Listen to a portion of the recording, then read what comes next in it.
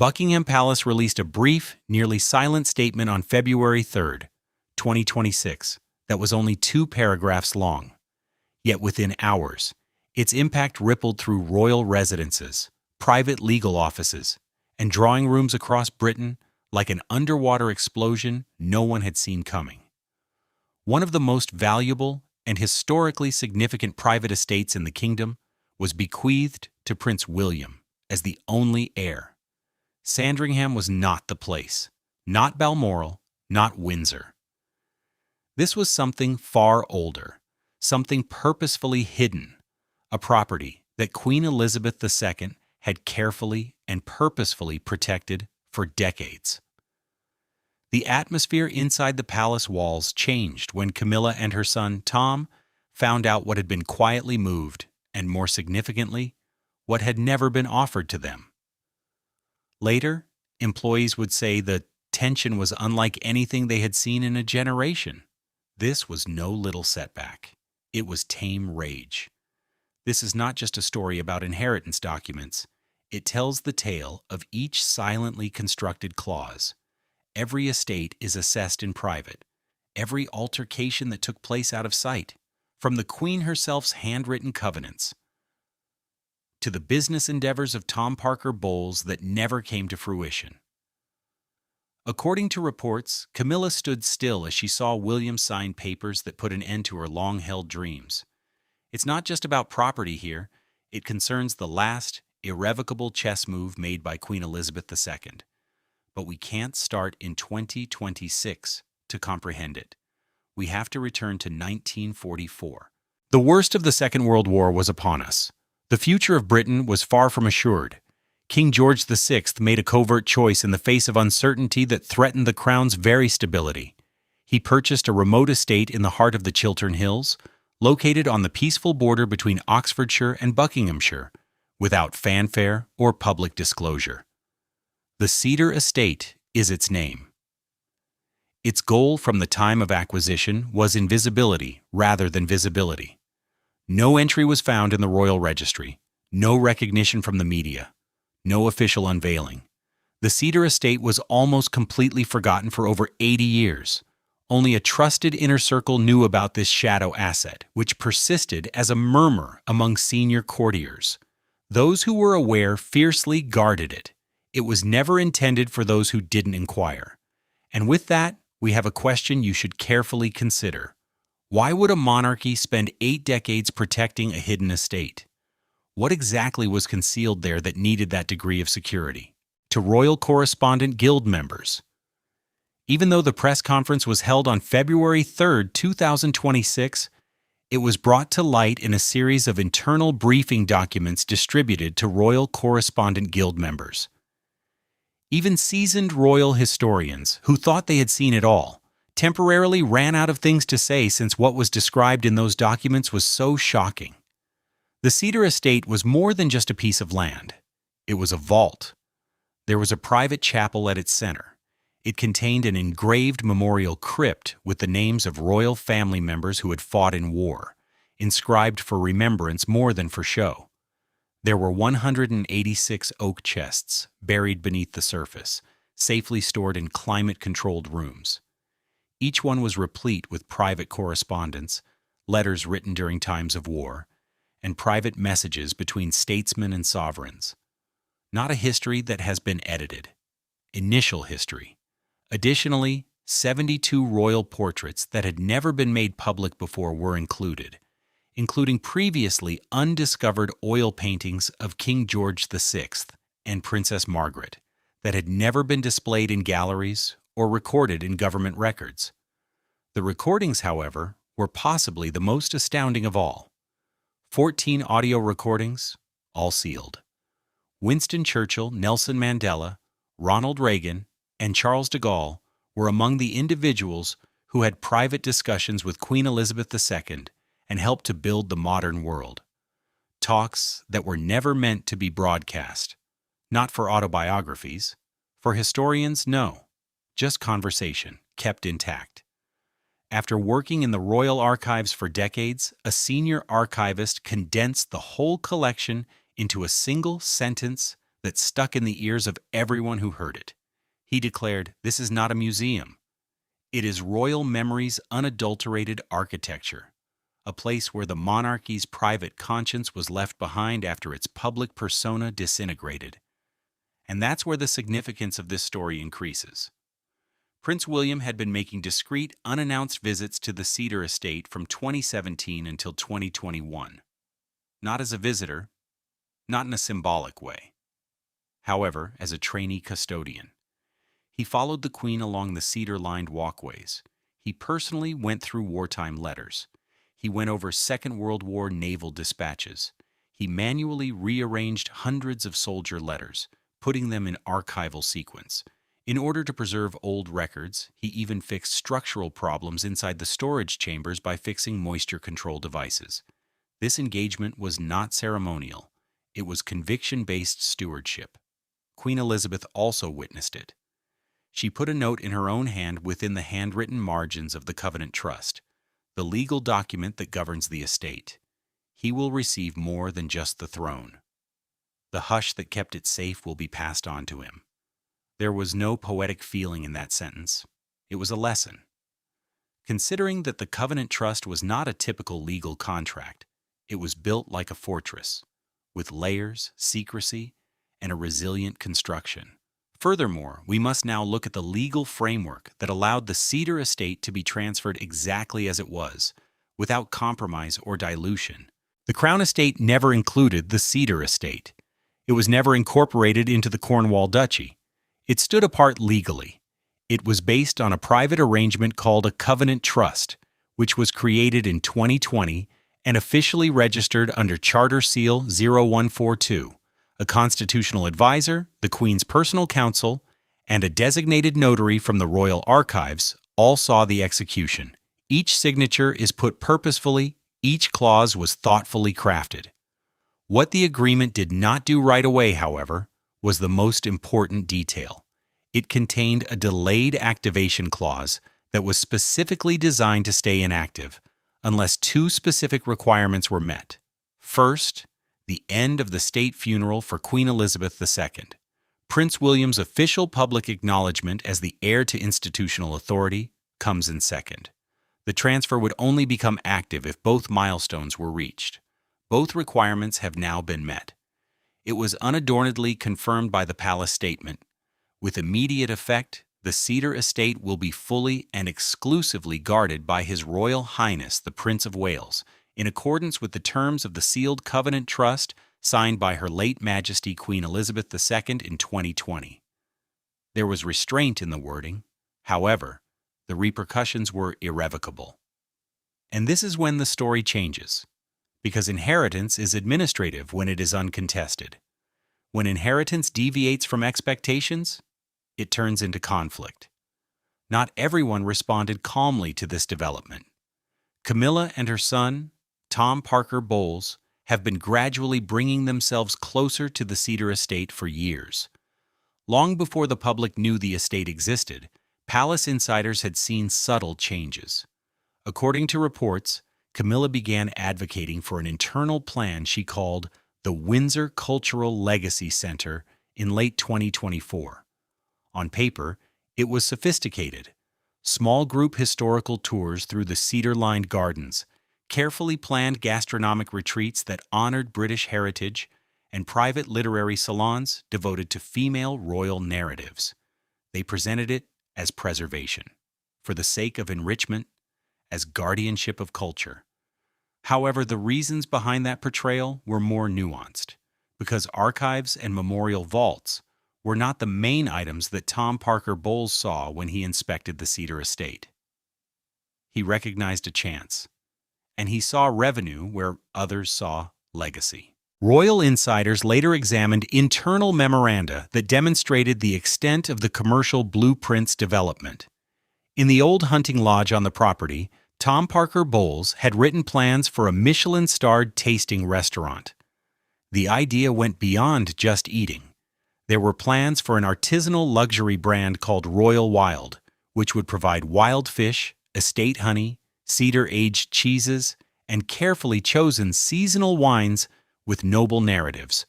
Plans called for invitation-only parties, private residences for chefs. Exclusive events are promoted as cultural landmarks. It was refined on paper.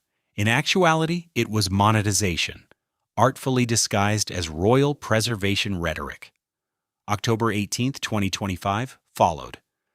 The equilibrium was upset by a briefing note that was released.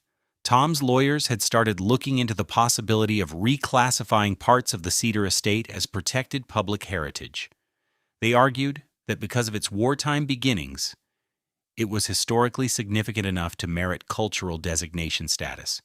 However, there would have been repercussions for such a reclassification. It might weaken guardianship that is exclusive. It might pave the door for collaborative supervision. It might make William's lone authority less strong.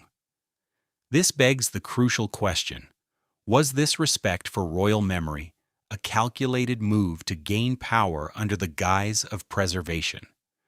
Camilla threw a private reception close to Henley-on-Thames in November 2025.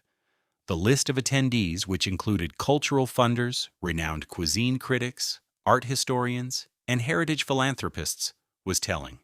Officially, the event honored British tradition and rural sustainability. One participant claimed that it served as a trial balloon, informally, an experiment with a public-private stewardship arrangement wherein the Cedar Estate would be jointly controlled by Camilla's foundation and a few outside donors. Prince William learned of the incident. He gave a controlled but clear response. He refused to take part, no room for doubt, no compromising. He adhered strictly to the Queen's original intentions. The Covenant Trust was established 3 weeks later. However, the competition was not limited to Cedar, because another property moved silently on the board while everyone's attention was on that one. A second transfer, which Camilla had not expected, was recorded in the Land Registry on January 31, 2026. Hall in Northacre, a 1,200-acre heritage estate situated between the undulating hills of Berkshire and the ancient hedgerows of Wiltshire.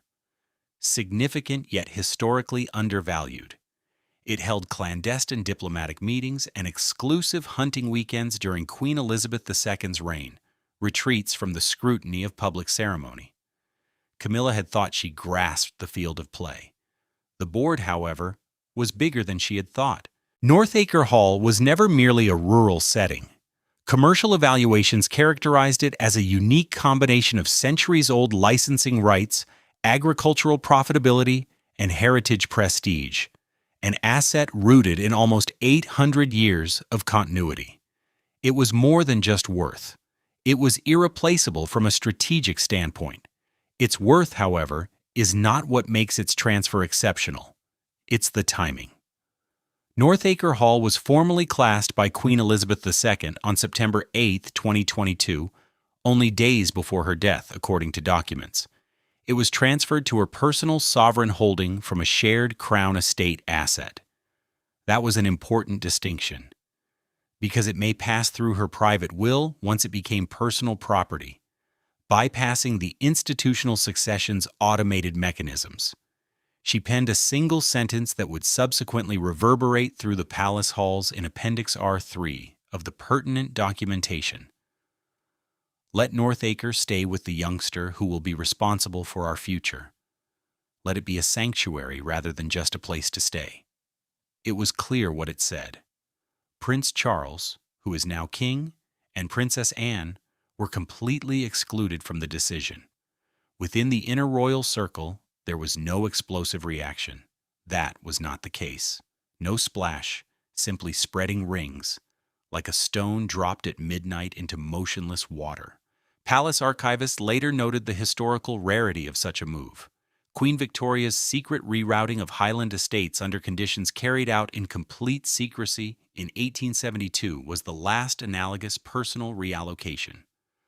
Lady Sarah Chatsworth and Sir Alistair Denholm, the Queen's top legal advisor, were the only two surviving people present at the codicil regarding Northacre Hall. 3 handwritten words were placed on the outside of the sealed envelope that held the instruction, "For the reign that follows me." The language was not administrative, The language was heritage. Tom and Camilla, however, were not only bystanders when these transactions took place. According to leaked assistant notes, they had been subtly pushing for Northacre Hall's inclusion in what they presented as a royal culinary legacy effort as early as 2023. It was initially portrayed as a farm-to-table renaissance honoring rural British culture. However, behind the scenes, a Paris-based venture capital business and luxury investors from the United Arab Emirates had shown interest. The idea was audacious: a boutique hotel with 5 stars, an academy of historical cuisine, the estate's total transformation into a posh Windsor attraction. According to a feasibility assessment finished in July 2025, Northacre Hall's licensing rights alone might bring in more than £48 million over the course of 10 years. Speaking under strict confidentiality, a senior courtier provided a chillingly clear summary of the entire event. One interpretation kept coming up in private circles. Influence, Camilla felt, had already guaranteed her place. However, the Queen was the first to move. Additionally, she had done it with the kind of accuracy that only becomes apparent after the architect has left. Palace sources claimed that what transpired was orchestrated rather than outright insurrection. According to reports, Camilla's long-standing advisor, Maurice Lullo, a former public relations specialist skilled in the art of covert palace maneuvering, led a covert campaign of rumors and strategic pressure that began to take shape in late 2025. Soon, a few venues started publishing anonymous opinion pieces. They spoke in a calm, even scholarly tone. They argued that the monarchy had become unduly centered on its cultural properties. Maybe it was time to reevaluate equity across generations. Redistribution might have been a wise modernization move. It was a nuanced language.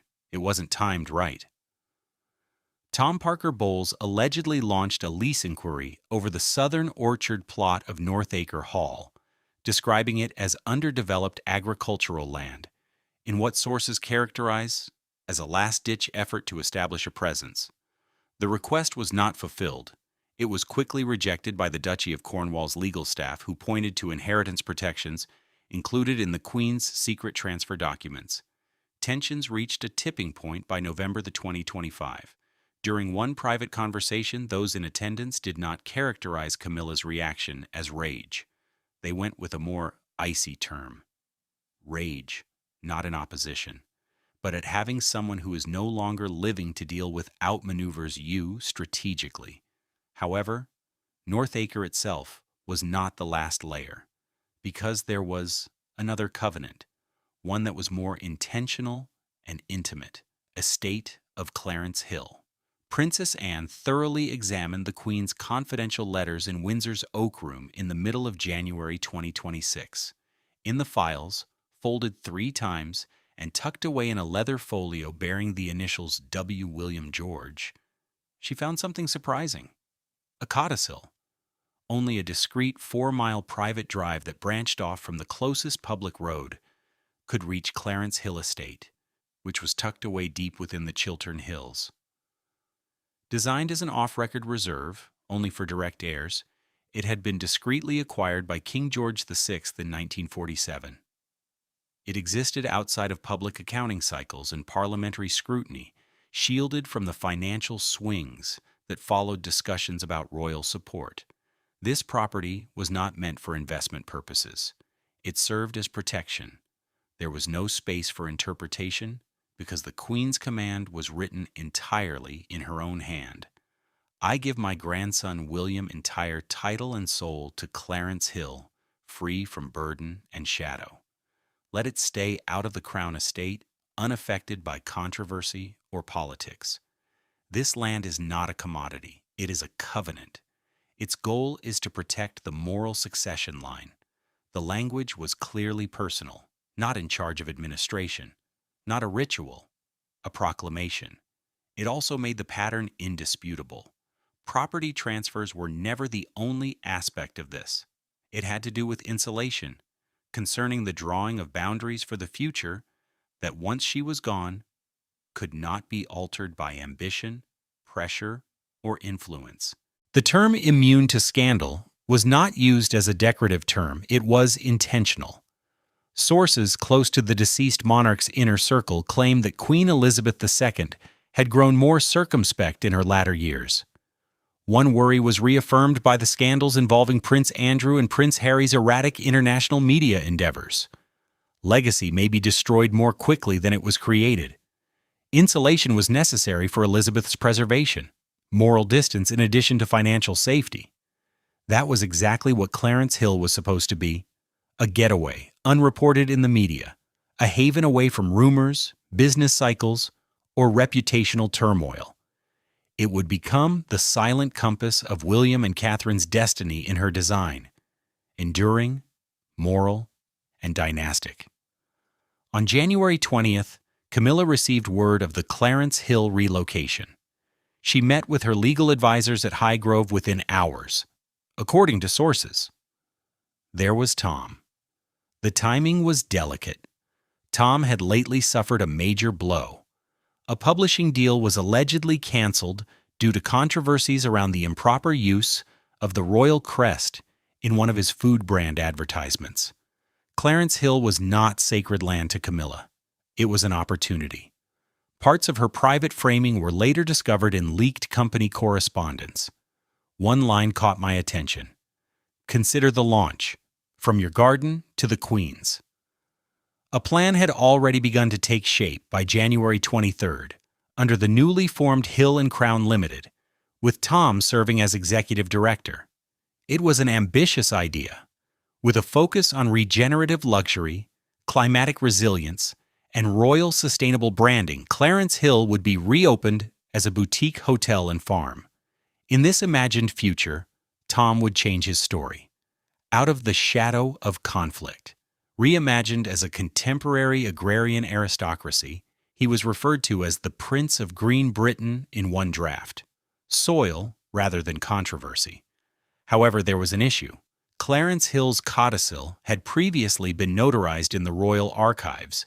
It was already subject to the legal procedure that placed it under the Duchy of Cornwall Trust. It wasn't early for Hill and Crown Limited. It was late. 3 weeks. Then January 28th arrived. The confidential Hill and Crown business deck was sent to the office of the Lord Chancellor by an unnamed whistleblower, who some insiders speculate was a disillusioned former aide. An attempted commercial infringement on a sealed royal covenant was mentioned in the memo that went with it.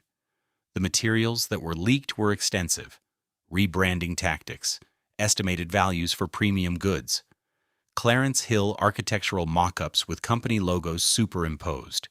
The estate's Edwardian facade had been digitally altered in some images, with logos placed where history had previously remained unbranded. The plan fell apart once it was revealed, because this positioning was no longer silent. The intent was documented. It was a quick response, and unquestionable. At Windsor, William approached Camilla at what was supposed to be a private luncheon celebrating Catherine's ongoing recuperation. What started off as a polite family gesture turned into something very else. The conversation is described as controlled but cutting by those close to the household, simple, ornamented, and concluding. According to reports, William stated, "Clarence Hill is not there to be sold, bottled, or branded. It serves as my grandmother's final haven. I'll defend it just like I defend my wife and kids." No voice was raised, no show.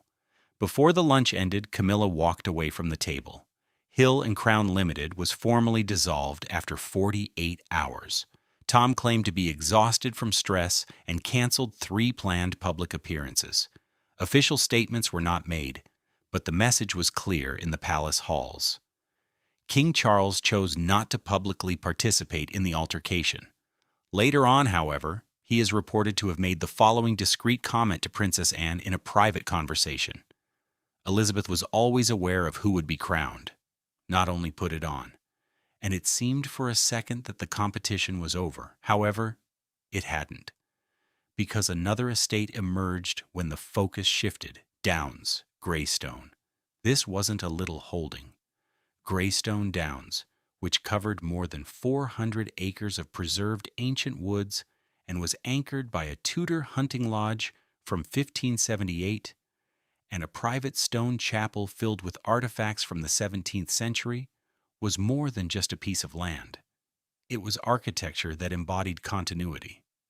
Queen Elizabeth had protected it for over 4 decades, not just as a retreat, but as a living repository of royal order and moral continuity. It was not a sensible move to pass it to William. It served as a metaphor. He was more than just a king's heir. He was the heir to self-control, to stewardship, to maintain dignity and silence. Tom and Camilla had different opinions on the property. Greystone Downs was valued at around £80 million, according to internal financial documents that were later ascribed to a former staffer. It seemed to them the most grandiose idea yet. Their plan was larger in scope than earlier attempts. Expensive eco-lodges that cost £5,000 a night.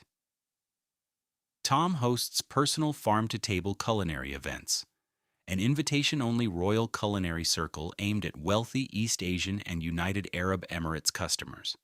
It was all labeled as a sanctuary in Windsor. A high-end business was meticulously built upon a foundation that was never meant for business. Heritage was on the verge of becoming a product once more. Quiet judicial investigation had already started elsewhere, while Clarence Hill was the center of public attention. According to reports, Sir Piers Mallory, Camilla's legal advisor, was going over the Queen's will each by line in an attempt to find any interpretation gaps, any provision that could support shared custody, any wording that might present heritage collaboration as a legitimate supervisory measure as opposed to an intrusion. He was essentially searching for a thread, one that could make William's sole authority less secure. 3 weeks before the Queen's will was made public, Tom registered Stag Crown Hospitality Limited, a new holding company, in Luxembourg almost simultaneously. There was no coincidence in the timing. An ambitious facelift for Greystone Downs was laid out in internal planning documents that royal aides eventually retrieved. The Chapel of Tudors, transformed into a center for spiritual and mindfulness retreats. Queen Elizabeth's beloved horses used to reside in the stables, transformed into an opulent wellness facility amid a vineyard. It was purity covered with modernity. However, an unforeseen source of opposition to the endeavor was encountered. Anne the Princess. She overheard a private conversation between Camilla's legal team and a high-ranking parliamentary official involved in House of Lords debates. What she found spoke to strategy rather than curiosity. Anne gave William the information. She concluded with the serene, subdued rhythm for which she is renowned, an intensity heightened by the lack of obvious passion. According to reports, Anne stated that she was not contesting the crown. She is questioning mother's morals. It made a difference. William's response was coordinated rather than rhetorical. The Privy Purse was called into a private meeting. Dormant protections included in the estate's documents were examined by legal counsel. What came next was a decisive countermeasure, not a gradual defensive. A sealed codicil was officially handed to the Royal Archives on February 3, 2026. It was notarized in 2021 and handwritten by the Queen, with wording that left no room for doubt. Without William's express consent, Greystone Downs could not be subjected to commercial conversion, material change, or brand exploitation. It was no accident that the restriction was in place. It was a foreshadowing. Elizabeth had not just sensed that there may be a challenge. She had spent years preparing for it. The moment Camilla opened the letter with the Queen's monogram on it was later recounted by a palace footman. She took one look at the document, but then again, in silence. The room apparently froze when she eventually spoke. She keeps me imprisoned even after she dies. William didn't respond out loud. Instead, he went to Greystone Downs on February 5th without warning. He went with Catherine. Their 3 kids did too. Not a press, not a ceremony, simply being there. And the message was revealed during that silent visit without a word having to be said. Before any words were spoken, the pictures spoke. The Wales family was photographed strolling around Greystone Downs Lake's ice beach at sunset. No news conference, no grandiose declaration.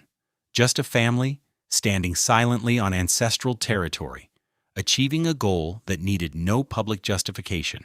It wasn't a show, it was confirmation. And one chapter seemed to end in silence, but another one began with astonishment. Estate of Greenheath, £37 million. Greenheath would be Camilla's most crushing setback if Greystone Downs was her most audacious move. Greenheath covered more than 500 acres of protected woods and was located southeast of Forest Lodge. It was protected by a royal conservation covenant and abutted an old Roman road. Insiders had long conjectured that it might hold private diplomatic getaways, safe international conferences, and even high-level rehabilitation programs supported by the monarchy. Camilla had been interested for a while. Internal notes indicate that planning started soon after Queen Elizabeth's death. However, a tragic miscalculation occurred. According to reports, Camilla had deciphered a sealed allusion in Elizabeth's bequest as referring to a ceremonial tract, possibly unutilized hunting land. A holding that is symbolic. No, it wasn't. A much more significant addition to Greenheath was a £37 million private trust.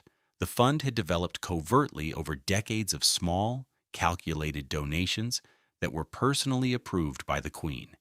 It served as a financial safety net, expanding covertly and out of reach of those who were not specifically identified. It was the capital of legacy, and many who thought visibility equated to control were taken aback by its existence. It was reported that Tom Parker Bowles was especially enraged. His vision of Greenheath as the focal point of a branded culinary wellness complex had been in the works for years. Backing had been casually discussed with a French luxury spa consortia and investors in Dubai. The plan was in motion already. Dinners for promotions had been provisionally planned, draft invites to the society, display menus that have been carefully chosen to include Dutchy-branded olive oils, organic wines, and produce from the estate. The motor was in motion. Then it came to a halt. Princess Anne completed the ownership transfer of Greenheath on January 30th, 2026, operating under the auspices of the Crown Trust System. The papers were sealed. December 28, 2025, was the backdated effective date. The estate was already out of reach by the time exterior planning had accelerated. Not disputed, not negotiable, closed. Greenheath's full legal guardianship was established. Along with it, the £37 million private trust was transferred. Silently, a royal black car pulled up to Clarence House that evening. The completed paperwork was inside, along with something Camilla had not expected. A recording of sound. The voice of Queen Elizabeth. It was a clear statement of her aspirations for Greenheath. She clarified that the estate would act as a protected legacy area. Under the direct sponsorship of William and Catherine, it would be set aside only for long-term stewardship projects, child rehabilitation programs, and environmental education activities. No forays into hospitality, no high-end branding, no reinterpretation for commercial purposes. It was a personal message. And last, Camilla called an urgent meeting with Tom and two estate lawyers at Romley House the same evening. The conversation quickly turned to legal strategy, according to internal leaks that were later shared inside palace circles. According to reports, Camilla was ready to doubt the Queen's mental state once the Greenheath deed was finalized. The claim would imply undue influence, that William and Catherine had influenced choices made in Elizabeth's last years, under the direction of influential advisors. It was more than just a property issue. It meant that Elizabeth's judgment was being questioned. An attack on her clarity in retrospect. Despite health concerns, King Charles issued a secret warning within 48 hours. He claimed that any attempt to challenge Elizabeth's will on the grounds of impaired capacity would be seen as a betrayal of the institutional memory of the crown. Reaction was swift when information about that warning appeared in the Times on February 2nd. Royal historians, constitutional experts, and pro-monarchy activists openly denounced the purported tactic as immoral and legally unworkable. The picture changed dramatically. Princess Catherine made a subdued appearance at a Windsor Children's Hospice that same day. Nothing to say. No answer to conjecture. Simply being there. Compassion in opposition to calculating. Stability in the face of moving. Then, on February 3rd at 9:46 a.m., Prince William showed up to Greenheath's gates by himself. He had on a plain coat made of navy wool. He had one assistant with him. No cameras for the media. No prearranged announcement. He signed the Greenheath Royal Future Trust Foundation Charter inside. The contract established the estate's governance under an ethical framework that was exactly in line with Elizabeth's environmental and educational aims, and it permanently forbade the commercial exploitation of the land. The case was resolved with a single signature, not too loudly, but definitively. An unexpected visitor appeared at the estate's western boundary as the Greenheath charter signing came to an end. A Rolls-Royce slowed to a standstill. Camilla went outside. Her expression was hidden behind dark glasses. She pursed her lips. She had a black leather folder pressed hard to her chest. She didn't speak to anyone or approach them. She just stood, a silent observer of a transfer beyond her control. There was no need for conflict at the time. It needed to be acknowledged. Tom was nowhere to be seen. By nightfall, a royal gastronomic event that was planned for February 4th was discreetly called off. Then came a one-line statement. Her Majesty Queen Camilla supports the King's reaffirmation of the late Queen's legacy and expresses regret for the recent events. It was held back. It was also final. However, there was still more chapter. The Oak Ridge Estate. The final estate. The last word. Prime Minister Harriet Shawcross was formally presented with a sealed leather packet with Queen Elizabeth II's cipher on the morning of February 3rd. Its contents attested to Oak Ridge's handover to William. In contrast to Sandringham or Balmoral, Oak Ridge was not subject to Crown estate control. In order to avoid institutional absorption, it was classified as privately held under a specific provision included in Elizabeth's testament.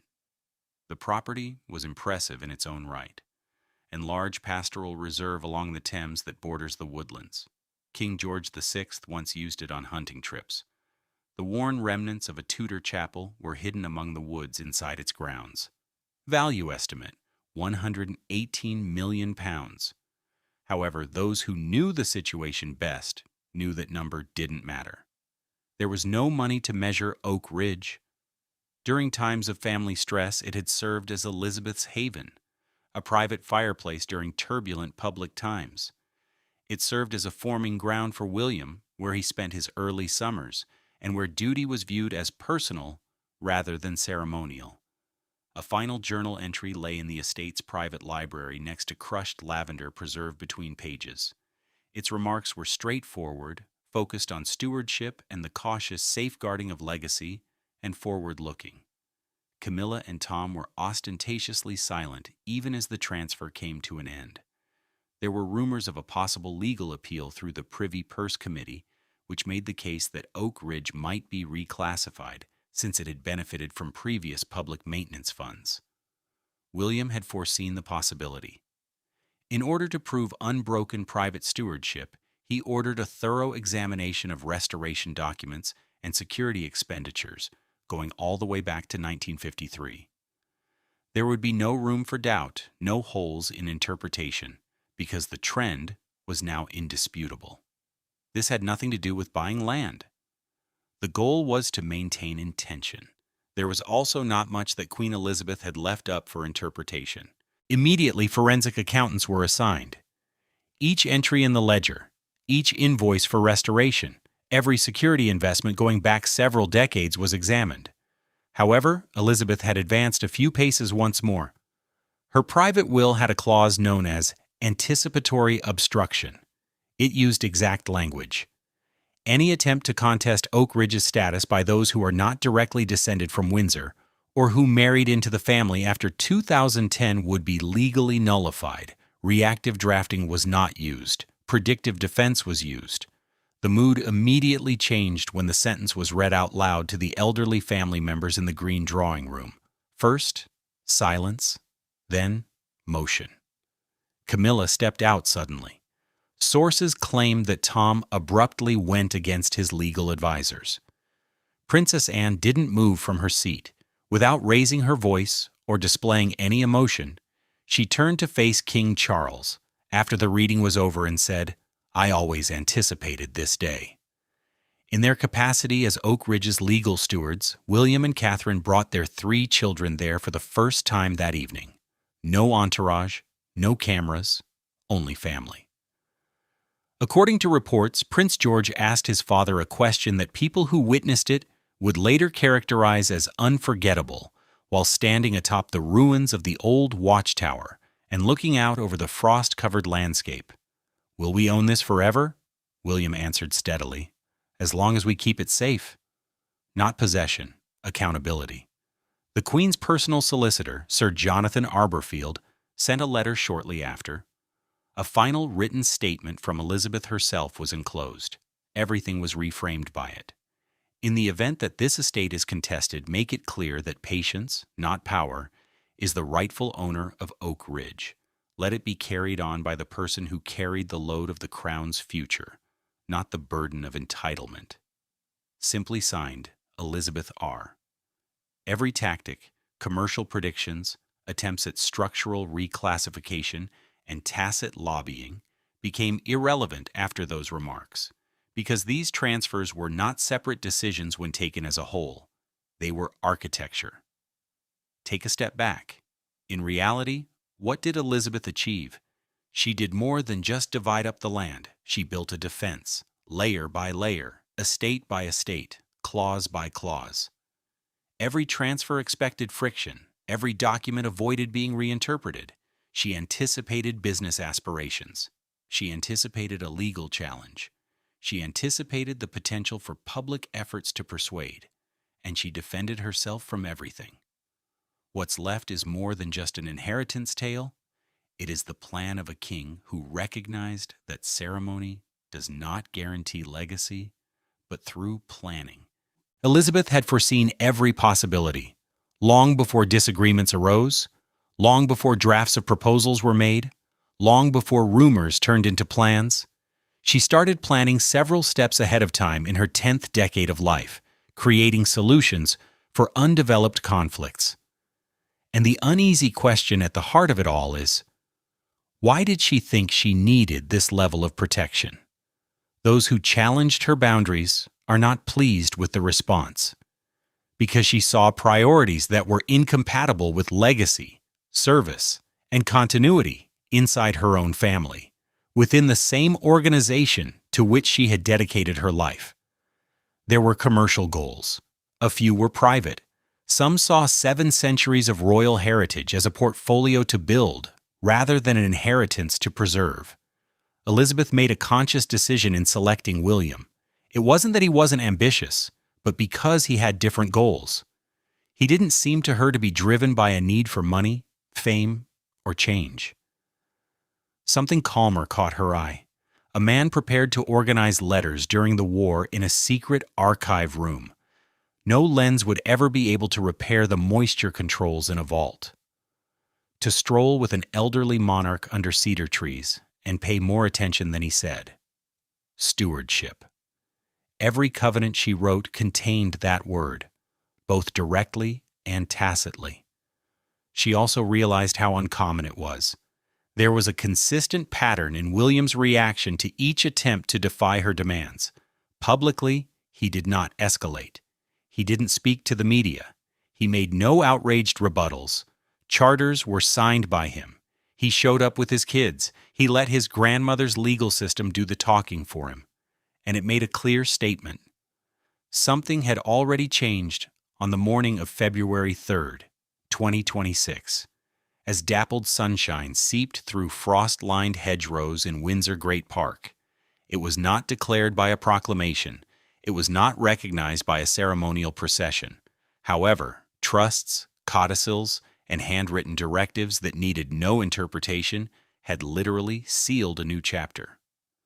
Prince William strolled the halls of a property that was officially and permanently placed under his protection. George stepped next to him, energetic and inquisitive, asking about hidden trees, ancient chapels, and the true meaning of inheriting history. Charlotte had a leather-bound journal close at hand, quietly taking in information, and William patiently responded to every query, not as a business owner, as a custodian, however. Since the transfer had involved more than just land, it was accountability that had been transmitted, and the Queen's ultimate plan, devoid of cameras and spectacle, emerged in that silent procession as neither control nor retaliation, but as a means of preservation. A grandmother's conviction made into law. Camilla's goals weren't just thwarted. They were designed to be impossible, not by spectacle, not via conflict between factions, but thanks to the strategic vision of a sovereign who had spent decades assessing character, keeping track of events, and planning for scenarios long before they became necessary. Tom Parker Bowles put together each advertising outline, every covert influence operation that Camilla's advisors supported, each investigation into joint custodianship, every basis for rebranding, all newly formed holding companies, every glossy representation that overlays old stone with business logos. None of it came as a surprise. Every attempt had already been foreseen, met by provisions written years before and enshrined in legalese that awaited its test with patience. It was once summed up by a senior footman who worked for both Queen Elizabeth II and Prince William in the following memorable way. It was more than just an estate. Her last move on the board was that, and the maneuver needed no correction, as befitted the monarch who made it. These attributes are not symbols of victory for William. They are duties. They have been treated like nothing else by him. The roads are blocked for Tom and Camilla. Covenants are strengthened. The trusts are inviolable in their structure. Additionally, the Queen's voice, which has been preserved in notarized codicils, handwritten portions, and secret recordings, reverberates with a clarity that no modern advocate could match. Elizabeth recognized something timeless. Legacy is not included into expansion, visibility, or revenue streams. Stewardship is what defines it, through moderation. By the determination to stand up for what is important, even if it means defending people closest to you. The farm was inherited by William. It came with a mission that he inherited. However, something much more subdued and potent endured longer than either: the recorded assurance that the woman who knew him best entrusted him with her life. If you have followed this tale from the initial disclosure to the conclusion, please share your thoughts in the space provided below. Because the lived chapter has just begun, even though the legal chapter is over, the properties are safe. The question now becomes, how will stewardship manifest itself in the years to come?